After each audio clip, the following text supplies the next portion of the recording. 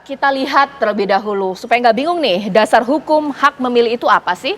Kita merujuk pasal 198 ayat 1 di mana warga negara Indonesia yang pada hari pemungutan suara sudah genap berumur 17 tahun atau lebih, sudah menikah dan sudah pernah menikah mempunyai hak memilih. Ayo, Anda punya hak memilih pastinya pergunakan karena merujuk pasal yang sudah tertera. Dan pasal 28 ayat 28E, setiap orang berhak dan bebas meyakini kepercayaan, menyatakan pikiran dan sikap sesuai dengan hati nuraninya.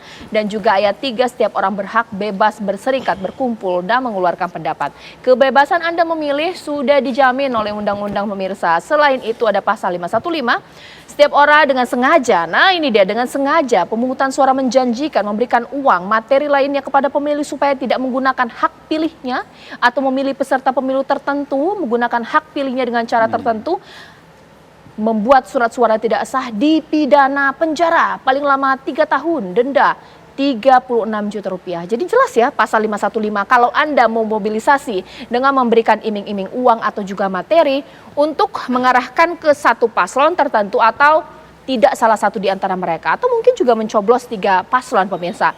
Tapi sebenarnya woro-woro atau ramai-ramai gerakan coblos 3 paslon di sosial media, benarkah ketika di lapangan ada kelompok seperti itu? Bang Habib.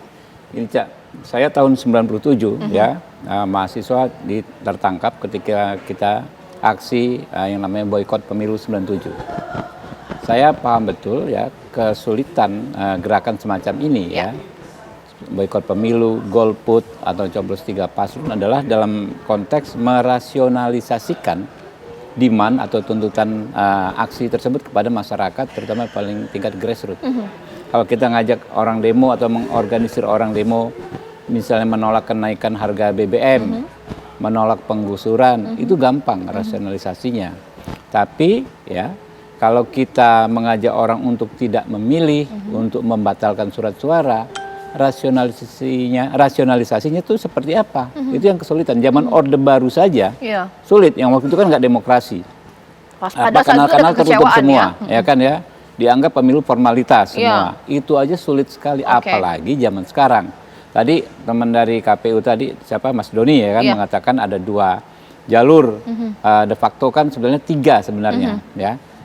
Partai parlemen ya kan yang sudah diturunkan juga kuotanya dari 20 menjadi 7,5%. Partai non parlemen juga cuma 7,5% dan perseorangan. Jadi bukan hanya 2, 3 ya kan. Jalur orang untuk masuk. Jadi sehingga sulit sekali menjelaskan kepada masyarakat ya, bagi siapapun bahwa proses kandidasi ini sudah dibajak atau sudah tidak demokratis.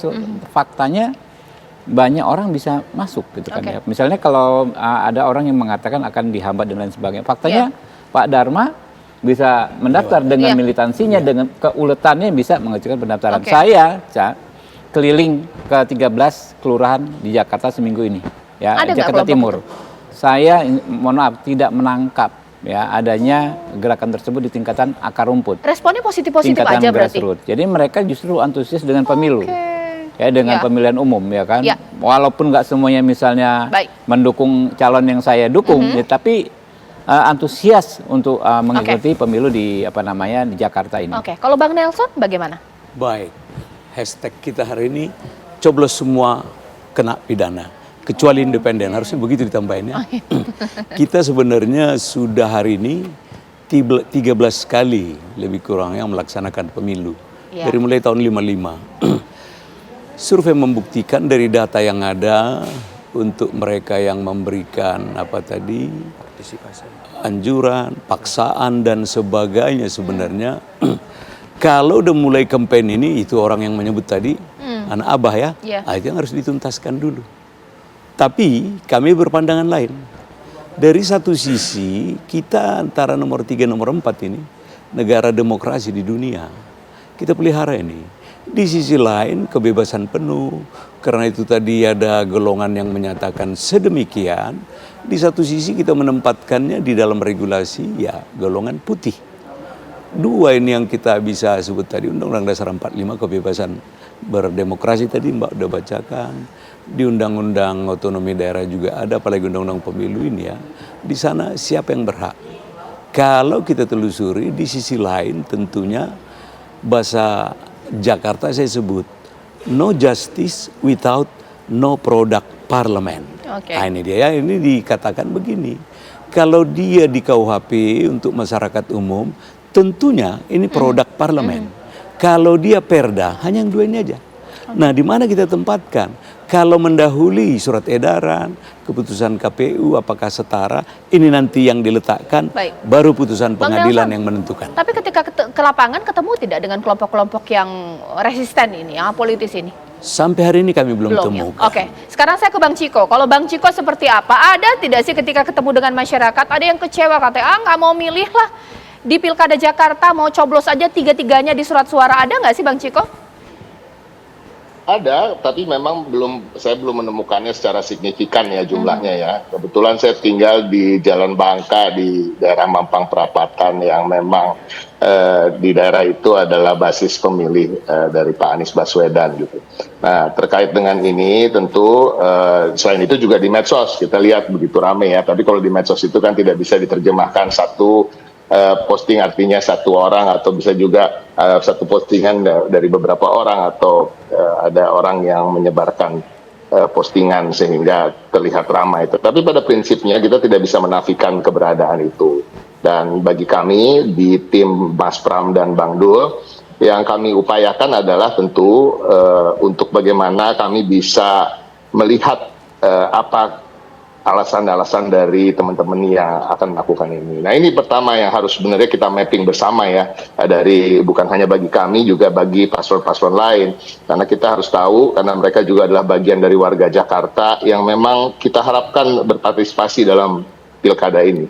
Nah, kita harus mapping apa sih yang menjadi concern mereka, apa yang mereka rasakan, mengapa mereka sampai ingin melakukan hal tersebut. Gitu. Tapi pada prinsipnya setiap warga, setiap orang yang tinggal di Jakarta tentunya punya keinginan, punya kebutuhan, punya aspirasi yang mereka ingin titipkan. Itulah saya rasa yang mengapa mereka menjadi semacam punya kekecewaan karena calon yang mereka anggap bisa menyalurkan aspirasi mereka kemudian batal untuk maju dan berlayar di pilkada ini. Artinya mereka merasa ada harapan-harapan yang pupus bersama dengan pupusnya harapan sang calon untuk maju gitu. Nah, artinya sekarang kalau bagi kami sedang memapping gagasan-gagasan dan visi misi apa sih yang mereka rasa sepertinya tidak akan dilanjutkan oleh calon-calon lain apabila calon mereka tidak maju. Dan ini yang akan kami rangkul, ini yang akan kami coba untuk memberikan solusi, dan mudah-mudahan ini juga dilakukan oleh teman-teman lain. Karena saya rasa kalau terkait dengan ancaman pidana dan lain-lain, ini bukan zamannya, karena mereka saya rasa tidak akan terlalu gentar terkait itu, apalagi juga mobilisasi yang dilakukan saya yakini tidak akan melakukan dengan cara mengiming-imingi apapun gitu. Mereka hanya akan mengajak tetangganya, seperti juga kami berharap orang mengajak tetangga untuk memilih paslon kami, dan saya rasa itu tidak ada larangan di situ, karena yang dilarang kan dengan cara-cara seperti mengancam atau mengiming-imingi uang dan materi dan lain-lain. Jadi harapan kami tentu, dan kami meyakini warga Jakarta yang berpendidikan tidak mengkultuskan individu, dan mereka senang dengan tokoh tertentu tentunya karena visi, misi, dan gagasan tertentu. Dan itu yang akan kami coba untuk kami lihat apakah cocok dengan visi misi yang akan kami usung, sehingga mudah-mudahan pemilihnya akan berpindah dari tadinya untuk merusak kertas suara dan memilih paslon kami. Oke, sesaat lagi ada yang mengatakan bahwa masyarakat Indonesia itu paling tidak suka kalau diancam-ancam, pemirsa, ditakut-takuti. Biasanya malah makin melawan, pemirsa. Nah, ketika ada gerakan coblos 3 paslon sebagai penyelenggara pemilu atau pilkada Jakarta, apa sih yang sudah dilakukan untuk membuat masyarakat mau untuk memilih di hari pencoblosan? Sesaat lagi.